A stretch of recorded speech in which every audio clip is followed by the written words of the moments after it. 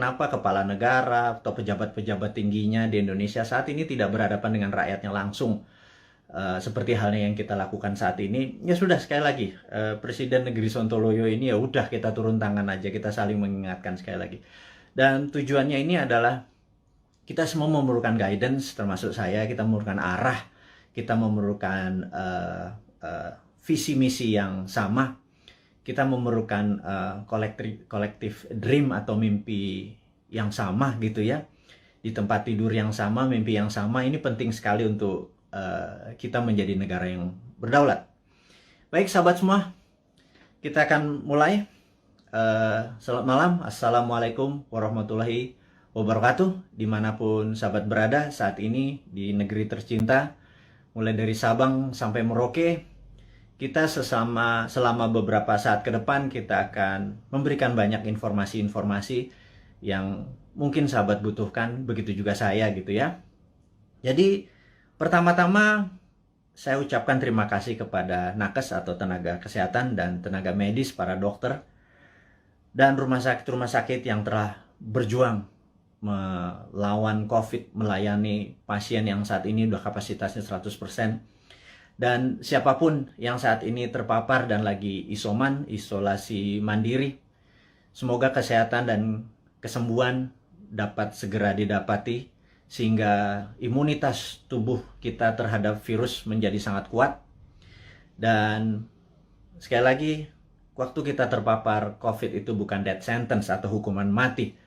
Itu adalah perjuangan. Dan sekali lagi, terima kasih kepada tenaga kesehatan, tenaga medis, rumah sakit. Anda pejuang terdepan. Anda adalah pejuang-pejuang yang membawa bambu runcing yang mengalahkan penjajah itu. Dan saya dari hati yang dalam dan kita kaum New Mind mengucapkan selamat dan terima kasih berkali-kali. Terus semangat, terus semangat. Kami bisa apa? Kami hanya bisa menerapkan protokol kesehatan di manapun kami berada, dan kami mengurangi kegiatan berjumpa dengan banyak orang. Kami taat, dan kita harap hal ini semua bisa terlewati.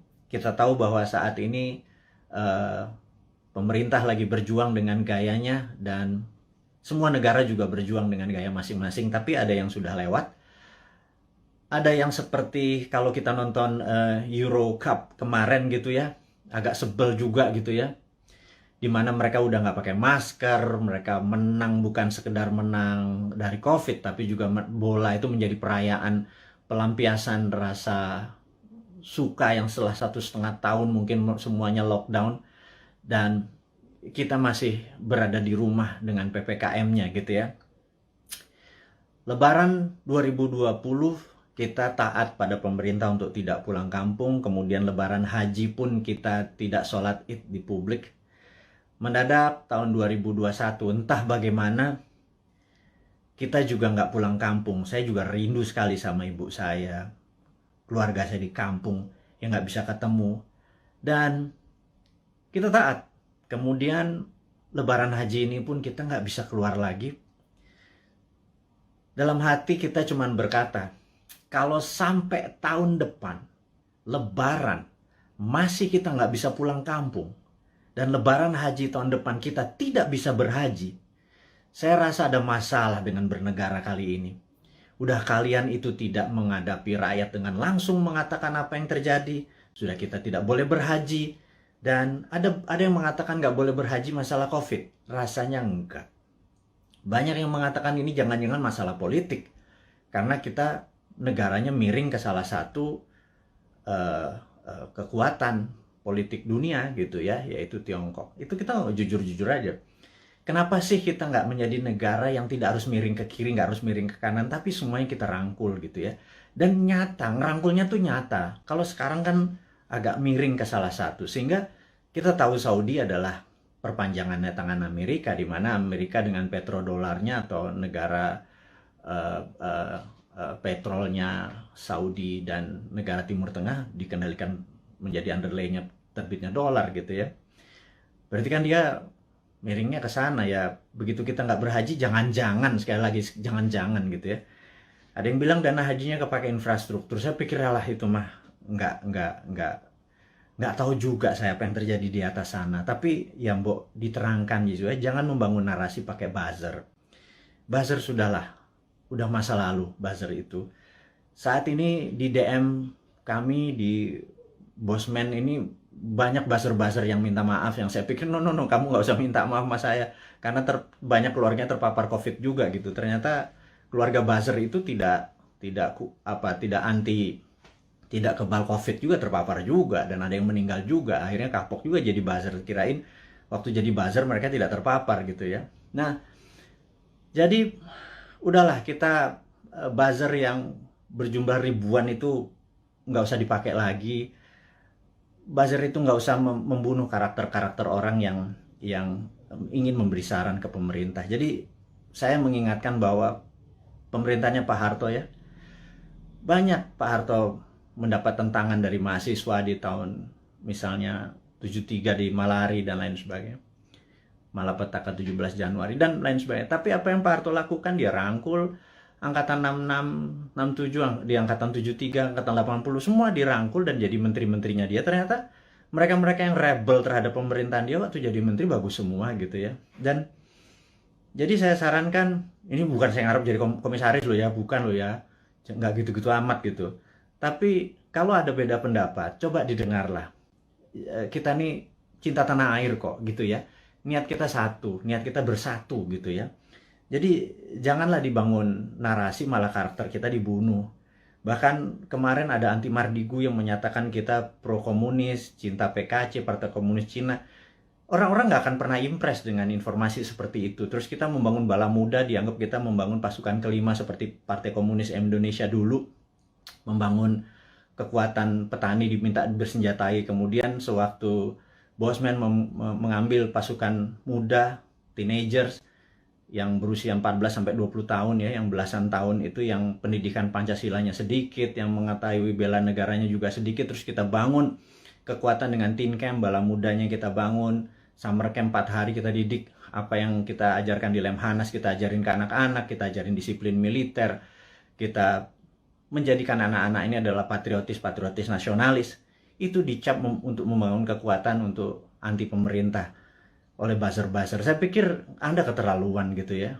Iya, dan saya yakin orang-orang yang menjadi sahabat Newman ini nggak pernah percaya dengan apapun yang buzzer-buzzer itu lakukan. Dan karakter-karakter kayak gitu udah kuno lah gitu ya. Anak-anak sekarang zilenial, milenial ini sangat-sangat pinter dan nggak kemakan lah sama buzzer. Anda sudahlah tobat aja lah para buzzer itu dan bersama-sama bangun narasi, jangan memecah belah bangsa gitu ya. Dan itu tadi informasi mengenai COVID. Jadi saya rasa malam ini saya ingin share sedikit tentang COVID ya. Jadi di seluruh dunia sudah 3,2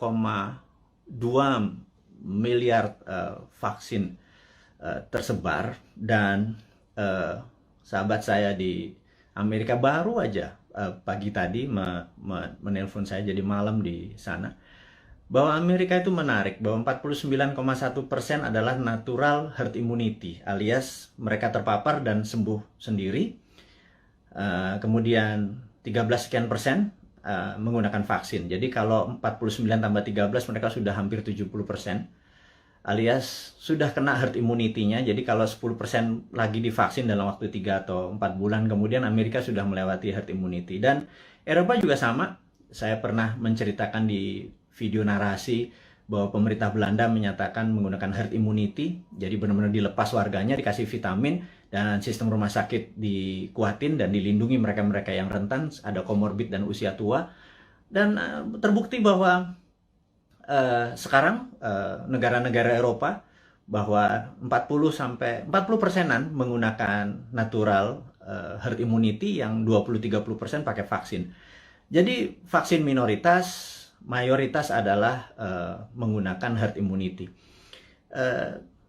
Indonesia saat ini mungkin yang herd immunity berdasarkan data di bawah 10% yang terpapar dan sembuh, yang tanpa gejala dan lain sebagainya. Kemudian yang kita baru berapa persen ya, dengan kecepatan 250.000 suntik per hari, 3 tahun lagi kita mendapatkan herd immunity itu mungkin sekarang baru 20-25% yang sudah dikatakan kebal gitu ya. Jadi mencapai 70%, 80% pencapaian ini masih cukup lama. Jadi saya pikir kita ada ya sekali lagi bukan salah bernegara lah. Keputusan kemarin tidak tepat, tetapi jangan sampai sekali lagi tahun depan menjadi tidak tepat. Kita udah 4 kali minus loh, kuartal 4 kali minus growth ekonominya 4 kuartal. Itu sebenarnya berat nanti ya. Sekarang kita bicara COVID dulu. Jadi Tiongkok saat ini sudah mencapai 70% juga imunitasnya, dan mereka mengatakan mereka pakai vaksin. Tapi sekali lagi, data dari Tiongkok saya nggak pernah percaya utuh, karena negara komunis itu memiliki propaganda. Malah feeling saya sekali lagi, rasanya Tiongkok menggunakan herd immunity juga, alias 40% dari populasi menggunakan natural herd immunity. Mereka terpapar dan mereka sembuh, dikasih vitamin dan dikasih sarana kesehatan. Yang 30% atau 40% baru pakai vaksin, sisanya vaksinnya diekspor ke luar negeri. Jadi jangan-jangan Tiongkok sendiri pakai herd immunity natural gitu ya, dan sementara kita pakai herd immunity vaksin gitu ya. Semuanya benar. Saya tidak anti vaksin, saya sangat mendukung vaksin. Vaksin terbukti mengurangi tingkat fatality atau tingkat kematian. Jadi divaksin itu penting, tetapi lebih penting lagi kalau herd immunity natural, kekuatannya natural alami gitu ya. Nah, vitaminnya multivitamin biasa, B kompleks, B12, vitamin C, vitamin D plus matahari, olahraga, makan sehat dan lain sebagainya. Itu adalah basic untuk meningkatkan imunitas, dan kemudian mineral-mineral dan lain sebagainya. Itu basic sekali dan semua dunia juga tahu, sehingga yang terjadi di negara Tiongkok adalah mereka-mereka yang natural herd immunity-nya. Dan ini ada yang menarik, sampai ada sebuah statement dari Anda kalau suka nonton, denger ya. Jadi kalau IG itu kan tempat pamer, jadi ada pamer kekayaan, pamer perjalanan dipamer-pamerin. Kemudian kalau di TikTok itu beda, generasi TikTok sama generasi IG beda. Kalau di TikTok itu Anda harus sombong gitu. Kalau IG begitu sombong Anda diledekin. Kalau di TikTok Anda harus sombong. Anda di rumahnya punya lift, bilang wah gila, rumahnya dia ada lift gitu. Dan nggak ada, bagi anak TikTok tuh biasa aja. Anak TikTok adalah anak zilenial, anak IG adalah anak milenial. Dan mereka ini adalah orang-orang yang well informed atau terinform bagus dengan dunia digital. Dan jadi sekali lagi kembali ke masalah COVID. Jadi Indonesia memilih menggunakan vaksin gitu ya, sementara negara-negara Eropa menggunakan natural herd immunity. Oke, nggak apa-apa. Yang penting sekarang kita adalah menjadi negara yang harus terbebas dan menang dari COVID. Dan saya sangat menyarankan, ini yang saya sangat menyarankan nih, kan kita kan presiden, negara kita adalah Republik Sontoloyo. Jadi Republik Indonesia terkadang kita menyebutnya negara tetangga gitu ya.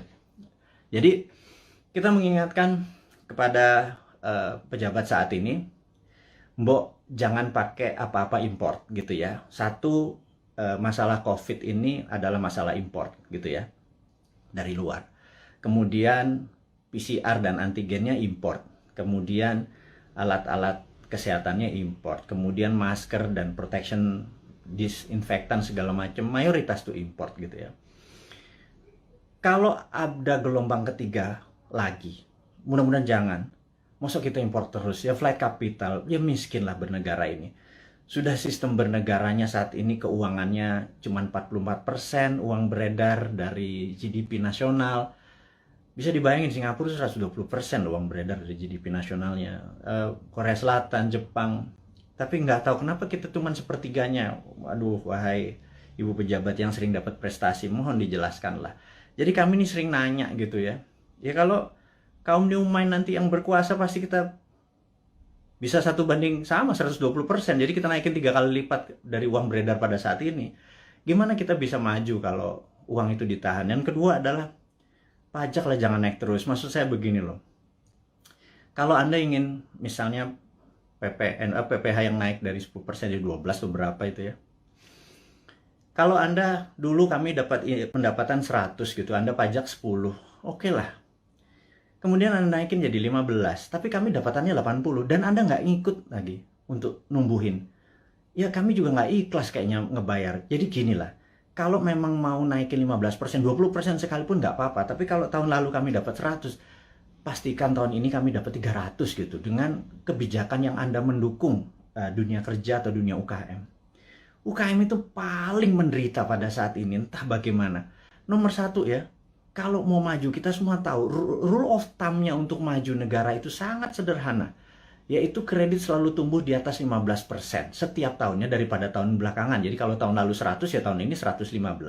Minimum dengan naiknya 15% dari kredit tadi, negara naik 7%. Kalau sekarang jangankan 4%, 5% naik. Jadi kalau growth-nya cuma 2%, malah minus, itu ya wajar karena uang terlalu ketat.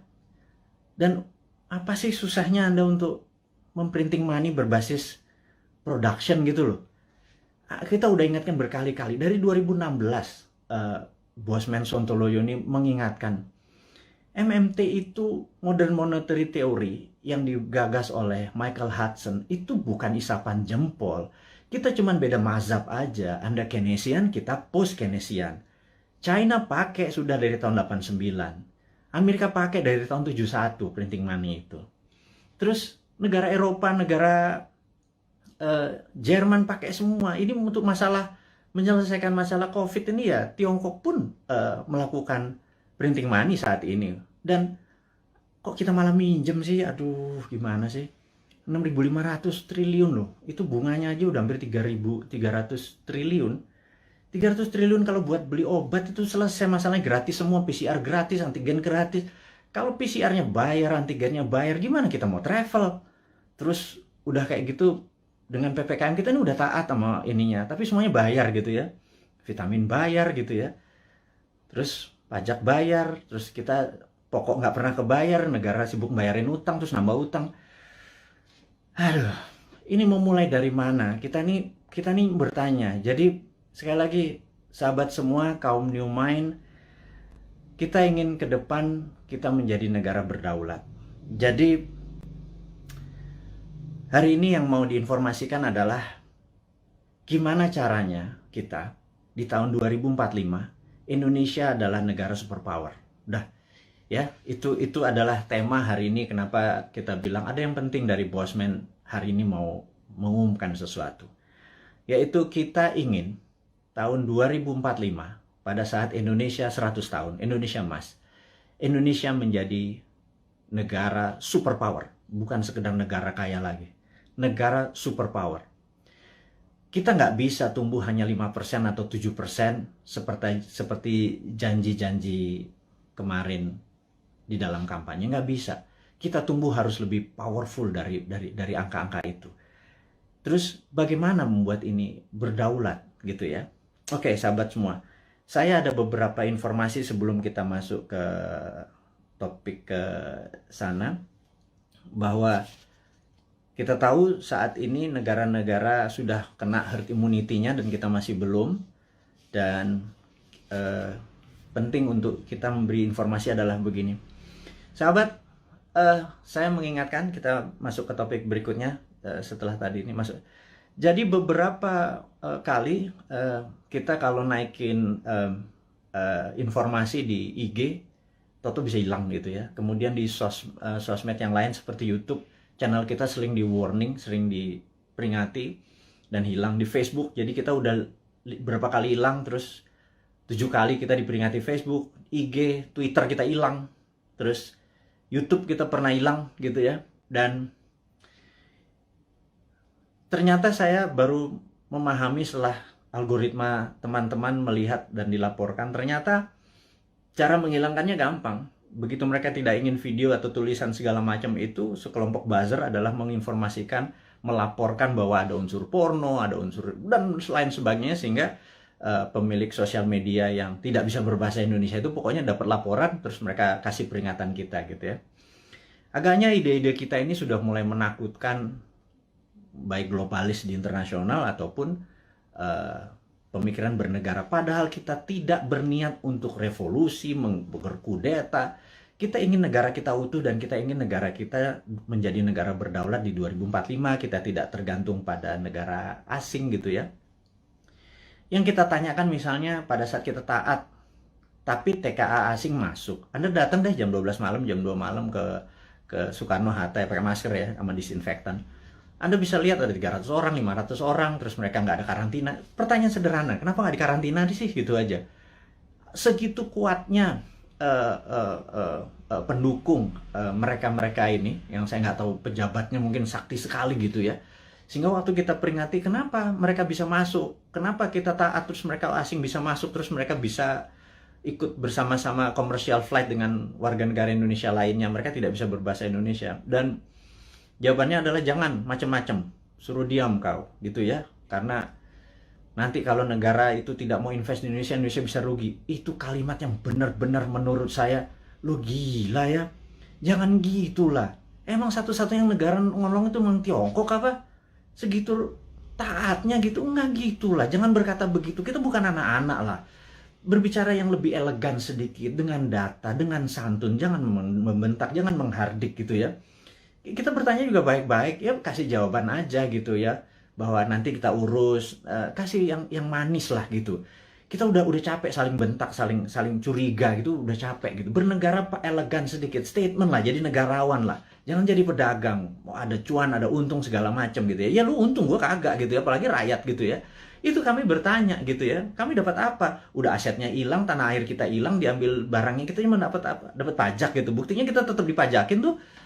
Terus apa? Dari apa untungnya gitu ya? Terangin aja, ini untungnya segini. Kalau kita yang tahu adalah aset kita hilang, nikel kita gone, digantikan dengan apa gitu.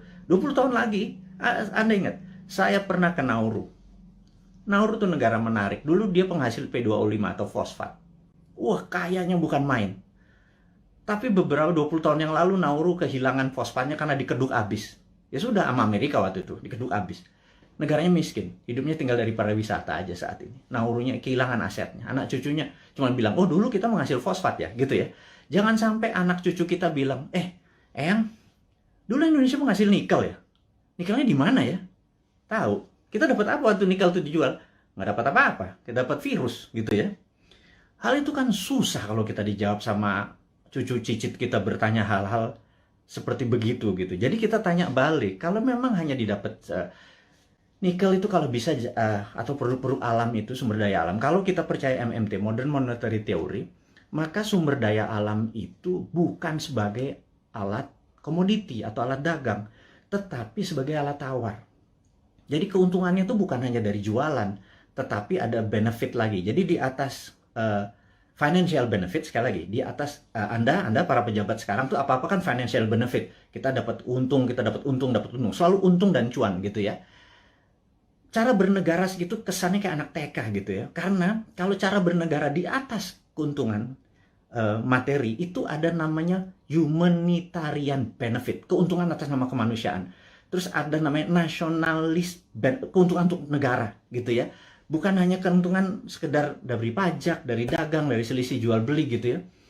Tapi humanitarian, atas kemanusiaannya. Anak cucu kita masih benefit gitu ya.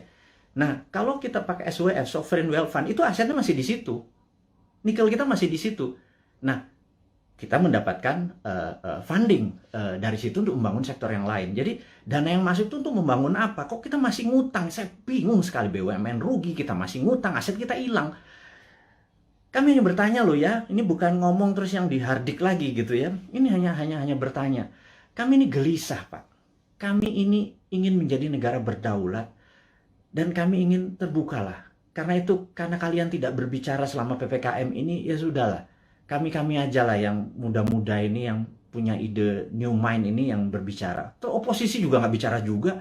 Kalaupun mereka bicara juga nggak ada solusinya. Beda kalau new mind itu selain berbicara, mengkritik, ada solusi-solusinya. Itulah membuktikan bahwa kita ini NKRI garis lucu. Bukan garis lurus lagi gitu. Di atas lurus itu lucu gitu ya. Karena semuanya jadi seru, jadi lucu, jadi fun gitu. Baik. Jadi mengingat video-video kita, informasi-informasi kita tuh sering ada caranya untuk tidak bisa beredar gitu ya. Jadi toto di atas 21 tahun, sehingga untuk video ini ditonton harus masukin password, harus masukin identitas yang lain sehingga tidak beredar kencang. Jadi gini deh, sahabat semua, saya dengan ini menyatakan Anda boleh upload seluruh video Bosman. masuk ke video Anda, masuk ke YouTube channel Anda, masuk ke sosial media Anda. Kalau Anda dapat AdSense, dapat uang dari iklan yang masuk, ambillah semua itu untuk Anda. Saya tahu ada sekarang ini udah puluhan saat ini yang menggunakan video-video Bosman masuk ke video mereka. Nggak masalah.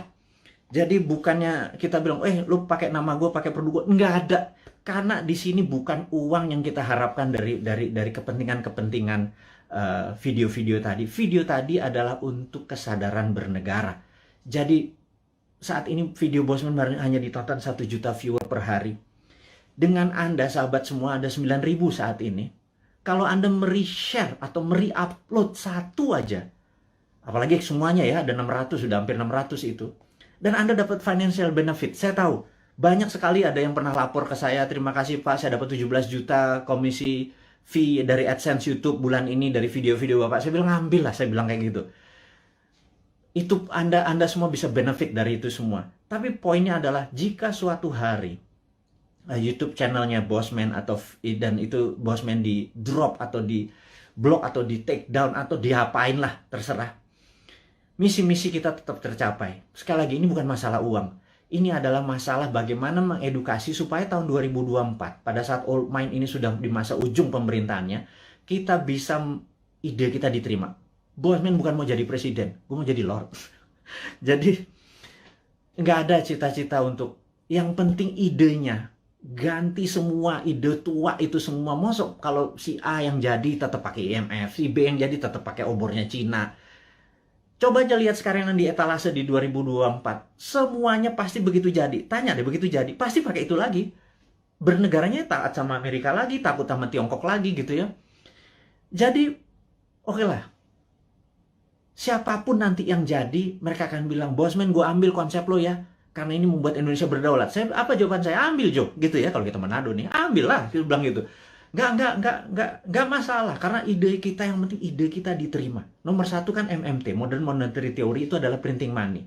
Jadi pasti Bappenas kita adalah orang-orang yang mendesain bernegara ini 12 lapis. Nah, sahabat semua, apa itu desain 12 lapis? Jadi misalnya kita mau buat benang atau baju gitu ya. Baju kita kainnya dari mana?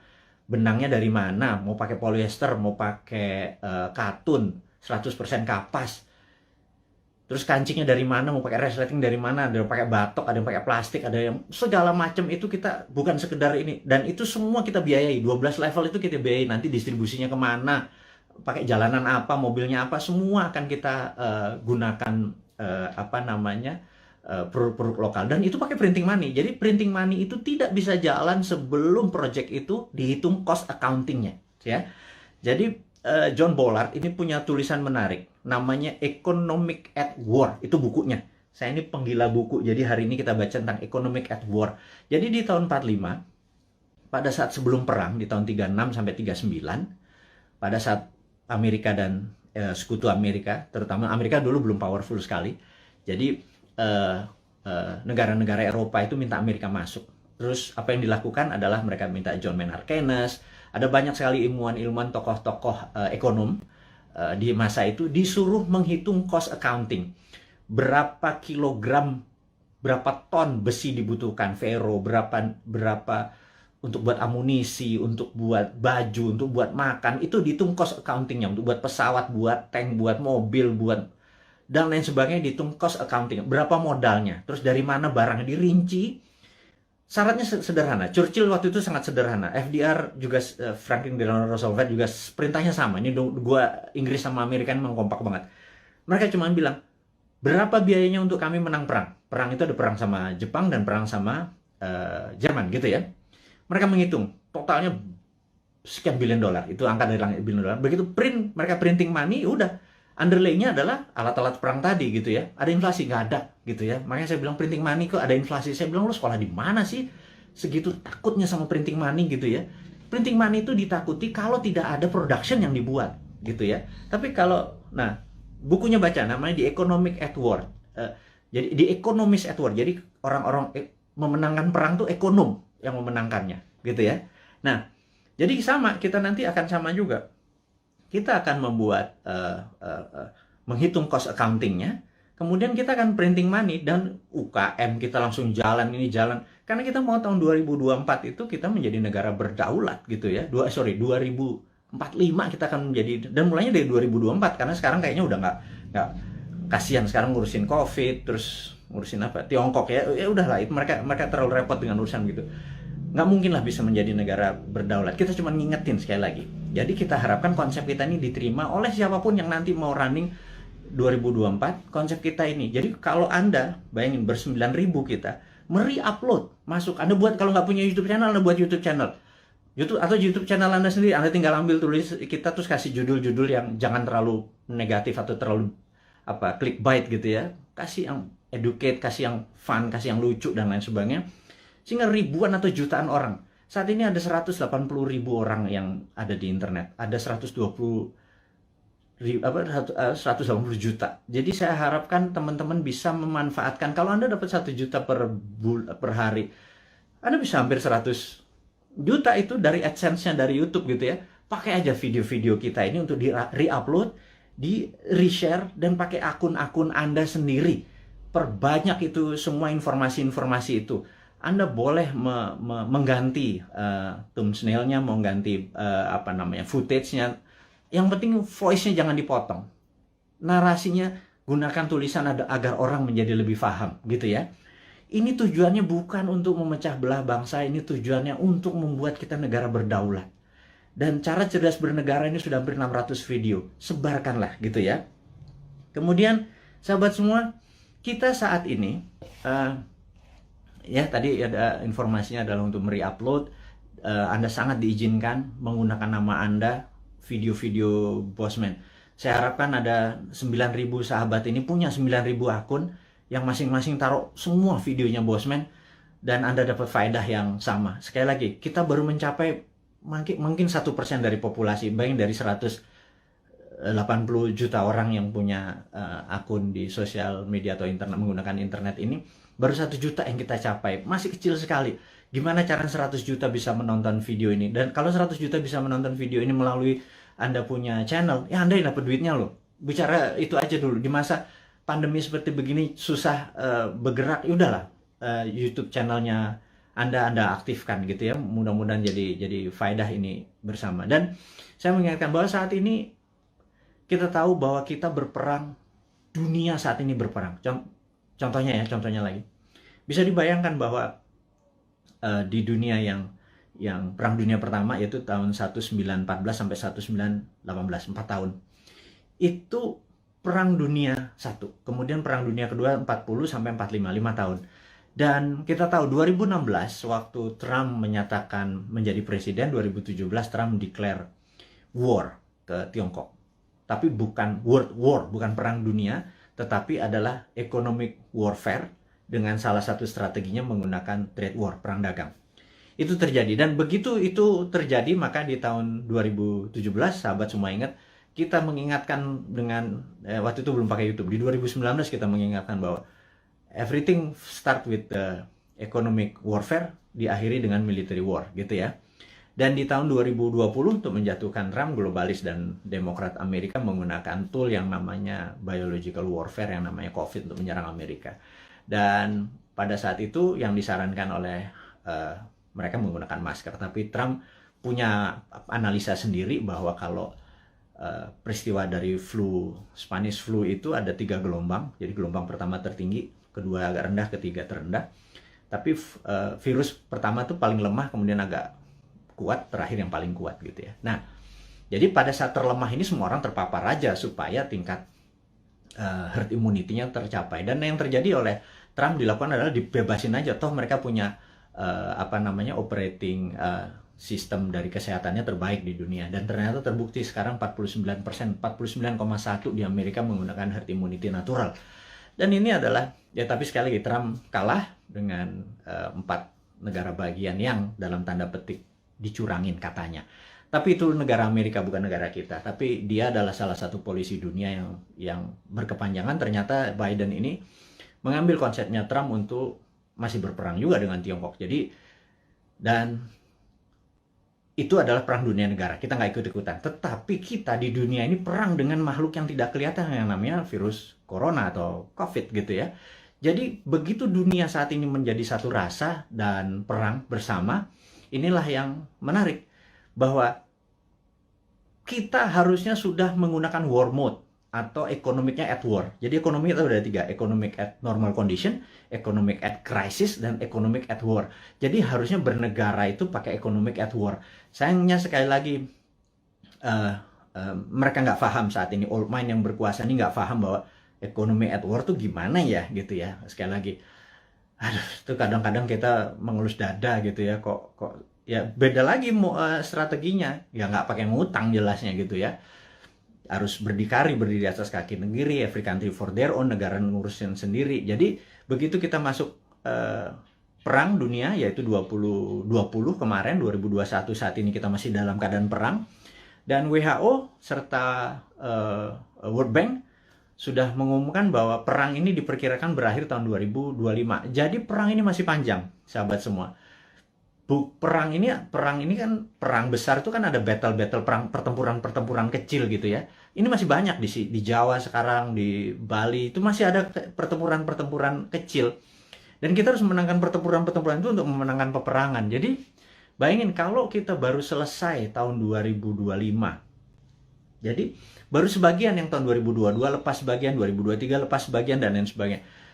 Nah, kalau melihat kayak gini mood-nya atau apa ya, cara bernegara saat ini tidak juga memahami ini World War III, perang dunia ketiga, karena perang benar, semua negara perang kok masih nggak declare juga sebagai perang dunia. Ini akan berbahaya bernegaranya. Jadi ya udah, kita sebagai kaum Sontoloyo mengingatkan kaum New Mind ini, Presiden Republik Sontoloyo mengingatkan kaum New Mind, sahabat semua, ini adalah war mode gitu ya. Sahabat semua, ini adalah World War III. Sahabat semua, kita harus kompak. Sahabat semua, kita harus membangun kekuatan bersama gitu ya. Sahabat semua, kita nggak usah bergantung pada negara lain. Kita bergantung pada kekuatan tanah air sendiri. Nah, gimana cara bergantung pada tanah air sendiri nih? Nah, ini informasi berikutnya mau diumumkan. Jadi sahabat semua, kalau Anda punya UKM, sekali lagi, Anda punya UKM, Anda perlu dana. Saat ini di Santara ada sekitar 2 triliun dana dengan 280.000 investor receh ya. Sederhana ya, 280 investor tuh anggap masing-masing naruh 10 juta rupiah aja untuk invest di portfolio keuangannya, mau invest di UKM Anda. Jadi kalau 10 juta dikali 280 itu 2,8 triliun. Jadi ada 2 triliun. Sahabat semua, kalau Anda punya UKM, Anda perlu dana. Anda lihat di IG, di wall IG, maka di situ udah ada informasi, kirimkan Anda punya, ada 7 persyaratan, Anda perlu uang berapa, apa yang Anda butuhkan, bisnis Anda seperti apa, dan lain sebagainya, dan kita akan review di 280.000. Dan bagi Anda yang saat ini bingung mau ngapain, bisnis baru kan susah, tapi kalau Anda punya uang, Anda join sebagai investor untuk membantu UKM. Jadi Santara adalah penghulu untuk menghubungkan si cowoknya adalah si investor, si ceweknya adalah si UKM. Dan saat ini Santara adalah perusahaan terbesar dan nomor 1 leading di perusahaan urun dana, ECF, Equity Crowdfunding, dan ini adalah kontribusi dan itu adalah kontribusi dari komunitas kita New Mind ini untuk membangun ekonomi Indonesia. Itu base-nya MMT kita kan pro pada UKM, pro pada bottom of pyramid. Jadi bukan yang piramid di atas, kita pro pada bottom of pyramid.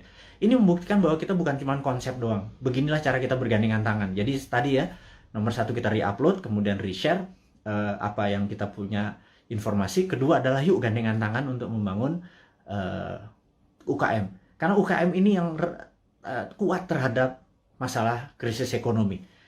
Inilah yang membuat Indonesia nanti take off di 2045 adalah kekuatan UKM yang 40-50 juta itu. Tapi UKM itu mungkin kita bagi 3, ada kecil, mikro, kecil, dan menengah. Saat ini mungkin kita yang menengah dulu ya, ngapunten. Jadi kita belum bisa menolong yang mikro gitu ya, yang juga yang kecil gitu. Kita yang menengah dulu. Pelan-pelan. Tangan cuma 2. Organisasi kita masih muda gitu ya, baru 3 tahun. Tapi sahabat semualah yang bisa membuat kita bisa menolong menengah, kecil, dan nanti yang ke mikronya gitu ya. Makanya yuk gandengan tangan kita invest di UKM. Nah, kemudian ada lagi yang kami mau umumkan sekali lagi, teman-teman, bagi mereka yang saat ini ada kondisinya kita tahu nggak stabil ke depannya, tidak ada yang terbaik daripada uang Anda ditaruh di gold atau di emas gitu ya. Jadi daripada, dan emas itu kalau pakai fisik kan bisa bermasalah. Sebentar lagi Dinaran akan menerbitkan ATM Gold. Jadi Anda bisa buka rekening, beli emasnya. Anda bisa ambil kapan saja karena ATM Gold ini kita akan ada di kantor kita, kemudian akan ada di semua mall di Jakarta dulu, dan habis itu nanti ada di semua lokasi. Kita ingin lakukan itu segera. Jadi ini semua adalah untuk bakti kita, gimana caranya kita bergandengan tangan ke depan untuk menjadi negara yang powerful. Sahabat semua, sekali lagi saya mau mereview apa yang kita dapat hari ini adalah negara dalam keadaan perang, dunia dalam keadaan perang. Saya sarankan Anda untuk melakukan hal yang sangat penting yang namanya survival mode. Anda harus survive, Anda harus sehat, Anda harus semangat, Anda terus bersatu, Anda terus berjuang mengalahkan masalah ekonomi, masalah kesehatan. Kita bergandengan tangan, kurangi gerak. Jadi pada saat Anda ada masalah dengan keuangan, yuk kita bergandengan tangan dengan Santara.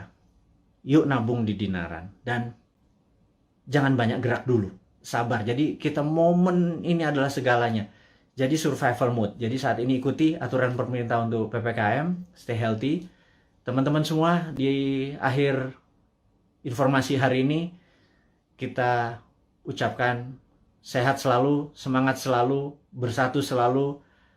Gunakan seluruh kekuatan Anda untuk membangun Indonesia, terus berprasangka baik, terus kompak, dan percayalah Indonesia akan menjadi negara berdaulat di tahun 2024 mulainya, dan di 2045 Indonesia akan menjadi negara superpower.